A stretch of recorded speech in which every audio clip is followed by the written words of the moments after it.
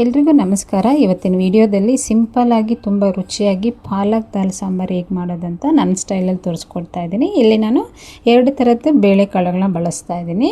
ಹೇಗೆ ಮಾಡೋದಂತ ನೋಡೋಣ. ಮೊದಲಿಗೆ ಒಂದು ಕುಕ್ಕರ್ಗೆ ನಾನು 20 ನಿಮಿಷದ ಮುಂಚೆನೇ ಹಸಿ ಕಡಲೆಬೇಳೆನ ನೆನೆಸಿಟ್ಕೊಂಡಿದ್ದೆ, ಅದನ್ನು ಸೇರಿಸ್ಕೊಂಡಿದ್ದೀನಿ. ಹಾಗೆ ಅರ್ಧ ಕಪ್ಪಷ್ಟು ತೊಗರಿಬೇಳೆನ ಹಾಕ್ಕೊಳ್ತಾ ಇದ್ದೀನಿ. ಕಡಲೆಬೇಳೆ ಬಳಸೋದ್ರಿಂದ ತುಂಬ ರುಚಿ ಬರುತ್ತೆ ಸಾಂಬಾರು. ಇಲ್ಲಿ ನಾನು 2 ಕಟ್ಟಷ್ಟು ಪಾಲಕ್ ಸೊಪ್ಪನ್ನ ಬಳಸ್ತಾ ಇದ್ದೀನಿ. ಇದನ್ನು ಚೆನ್ನಾಗಿ ಉಪ್ಪು ಹಾಕಿ ನೀಟಾಗಿ ತೊಳ್ಕೊಬೇಕು. ಹಾಗೆ ಖಾರಕ್ಕೆ 3 ಹಸಿಮೆಣಸನ್ನ ಬಳಸ್ತಾ ಇದ್ದೀನಿ. ನಿಮ್ಗೆ ಇನ್ನೂ ಹೆಚ್ಚಿಗೆ ಖಾರ ಬೇಕು ಅಂದರೆ 1-2 ಹಸಿಮೆಣಸು ಹೆಚ್ಚಿಗೆ ನೀವು ಸೇರಿಸ್ಕೋಬೋದು. ಹಾಗೆ 1 ಗಡ್ಡೆಯಷ್ಟು ಬೆಳ್ಳುಳ್ಳಿ ಸಿಪ್ಪೆ ತೆಗೆದಿರೋದು, 1 ಮೀಡಿಯಮ್ ಸೈಜ್ ಈರುಳ್ಳಿ ಮತ್ತು 2 ಹುಳಿ ಟೊಮೊಟೊನ ನಾನು ಕಟ್ ಮಾಡಿ ಸೇರಿಸ್ಕೊಳ್ತಾ ಇದ್ದೀನಿ. ಹುಳಿ ಟೊಮೊಟೊ ಇಲ್ಲ ಅಂದರೆ ನೀವು ಸಿಹಿ ಟೊಮೊಟೊನ 3 ಸೇರಿಸ್ಕೊಳ್ಳಿ. ಹಾಗೆ ರುಚಿಗೆ ತಕ್ಕಷ್ಟು ಉಪ್ಪು, ಕಲ್ಲುಪ್ಪು ಸೇರಿಸ್ಕೊಂಡಿದ್ದೀನಿ. ಹಾಗೆ 1/4 ಸ್ಪೂನು ಜೀರಿಗೆ, 2 ಸ್ಪೂನು ನಾನು ಸಾಂಬಾರು ಪೌಡ್ರ್ ಯೂಸ್ ಮಾಡ್ತಾಯಿದ್ದೀನಿ. ಇದು ರೆಡಿಮೇಡ್ ಸಾಂಬಾರು ಪೌಡರ್ ಯೂಸ್ ಮಾಡಿರೋದು, ಮನೆಯಲ್ಲೇ ಮಾಡಿರೋ ಸಾಂಬಾರು ಪೌಡ್ರ್ ಆದರೂ ಯೂಸ್ ಮಾಡ್ಕೋಬೋದು. ಹಾಗೆ 1.5 ಲೋಟ ಅಷ್ಟು ನೀರನ್ನು ಸೇರಿಸ್ಕೊಂಡು ಕುಕ್ಕರ್ ಲಿಡ್ನ ಮುಚ್ಚಿಟ್ಟು 3-4 ವಿಷಲ್ ಬಿಡ್ತಿದ್ದೀನಿ. ಆವಾಗ ಈ ತೊಗರಿಬೇಳೆ ಕಡಲೆಬೇಳೆ ಎಲ್ಲ ಚೆನ್ನಾಗಿ ನೀಟಾಗಿ ಬೆಂದಿರುತ್ತೆ.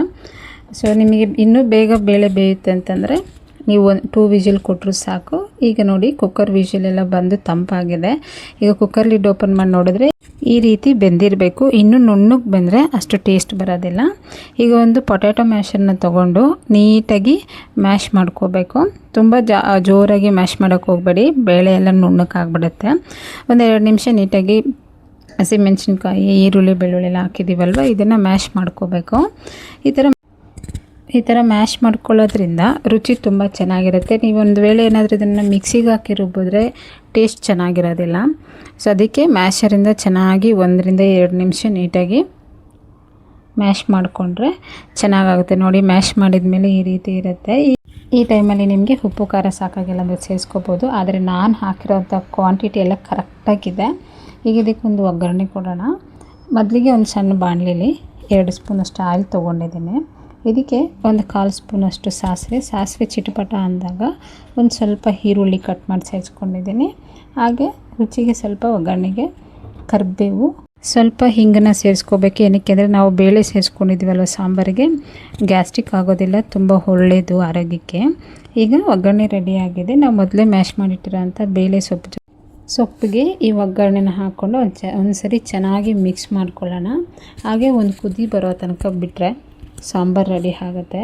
ಈ ಸಾಂಬಾರನ್ನ ನೀವು ಅಕ್ಕಿ ರೊಟ್ಟಿ, ಚಪಾತಿ, ಅನ್ನ, ಬಿಸಿ ಮುದ್ದೆ ಯಾವುದ್ರ ಜೊತೆ ಬೇಕಾದರೂ ಕಾಂಬಿನೇಷನ್ ಸೂಪರಾಗಿರುತ್ತೆ. ಇದು ತಿನ್ನೋವಾಗ ಸ್ವಲ್ಪ ತುಪ್ಪ ಸೇರಿಸ್ಕೊಂಡ್ರಂತೂ ಅಮೃತವಾಗಿರುತ್ತೆ. ಈ ಥರ ಸಿಂಪಲ್ ರೆಸಿಪೀಸ್ನ ನೀವು ಟ್ರೈ ಮಾಡಿ. ಹಾಗೆ ನನ್ನ ಚಾನಲ್ನ ಸಬ್ಸ್ಕ್ರೈಬ್ ಮಾಡೋದನ್ನು ಮರಿಬೇಡಿ.